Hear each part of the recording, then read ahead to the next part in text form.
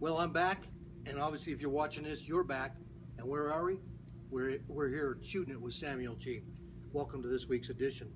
I'm going to start off with UNC football practice. They opened their preseason drills this week, and really an upbeat tempo over there on the hill. Guys with a real positive attitude going through drills, coaches with real positive attitude, and this team really may have that edge that other teams that Ernest Collins Jr. as coach don't have, and it's really exciting to watch them go through their drills, knowing that they spent a lot of time in the summer refining things for these next few weeks, and it'll be interesting to see how polished they are early in the season, because I think they need to get off to a pretty good start over there if Ernest is to avoid all the criticism and the Bears can maybe get some more people in the seats. Sticking with a local flavor, Bobby Fernandez, my colleague, is working on a story of youth football out in Kersey.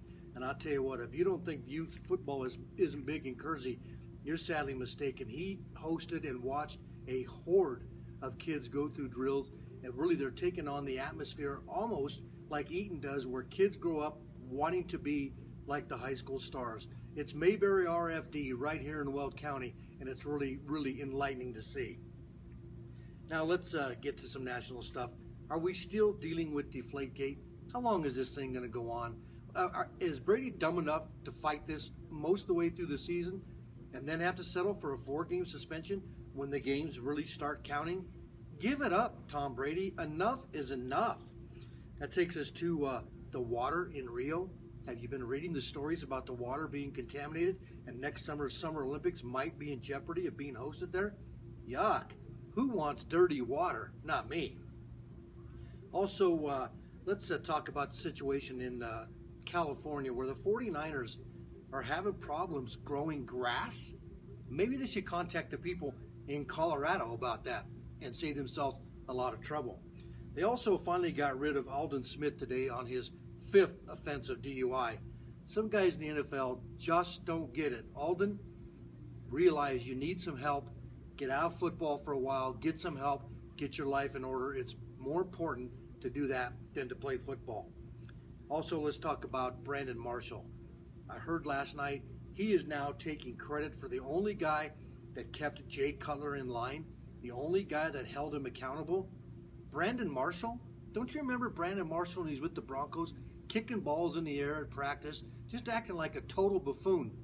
Brandon, let me remind you, you're playing for the New York Jets now, okay? You're not playing for a team that anybody really wants to watch outside of the New York metropolitan area. You're playing for the Jets. Play football, shut your pie hole. And we're going to finish with a really, really stunning observation I made at UNC football practice on Thursday. The senior associate athletic director, I.O. Taylor Dixon, he showed up wearing a green shirt I will guarantee you would light up a city block. You really want to talk about fluorescent green? This thing knocked the socks off of any color that was out there, including the blue skies, the gray clouds, the green grass. This thing would shine. Now, we all know that A.O.'s wardrobe is pretty much supplied by Under Armour, and he takes advantage of it, but this thing was unbelievable. I don't even know if this would fit in for Halloween, but where other people have come before, we'll now start referring to A.O. as Fly. Next week, if you're here and I'm here, we're here together. Let's do it again. See ya.